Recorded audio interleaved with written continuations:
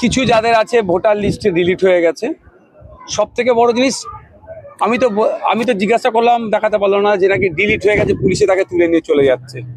একটা বয়স্ক মহিলা এসে বললো আমার হার্টের রোগ, আমি কি করবো। তার ছেলে ছিল, আমি বললাম তোমার মাকে তুললে আমাকে বলবে। মানে এটা একটা আতঙ্কের পরিবেশ তৈরি করা হচ্ছে। আপনাদের কাছে যদি কোনো রকম খবর থেকে থাকে আমাকে জানাবেন যে ভোটার লিস্টে ডিলিট হয়ে গেছে সেই জন্য পুলিশ তুলে নিয়েছে। যদি হয়, আমি ওষুধ হিসাবে বলি, আপনারা যে অ্যাপ্লাই করেছেন ট্রাইব্যুনালে, ওটাই তো আপনার প্রুফ।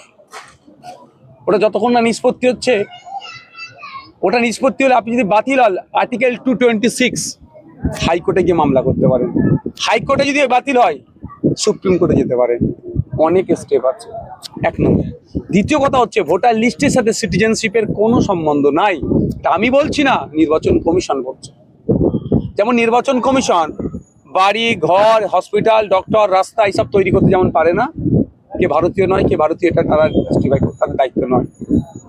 এটা হয়তো হয়রানি, আমাদেরকে আতঙ্কে রাখা হচ্ছে স্পিড আপ করার জন্য এবং টাইম পিরিয়ড বেঁধে দেওয়ার জন্য। 27 লক্ষ ভোটার লিস্টে যে নাম বাদ হয়েছে, আমরা চেয়েছি দ্রুততার সাথে নিষ্পত্তি হয়ে নামগুলো আপলোড হোক, কিন্তু এই দ্রুততার সাথে একটা টাইম ফিক্সড করে দেওয়া হোক। সেই জন্য আগামী দিনে আমরা আইনের দ্বারস্থ হচ্ছি, সুপ্রিম কোর্টে যাবো, মামলা করবো বিষয়টা।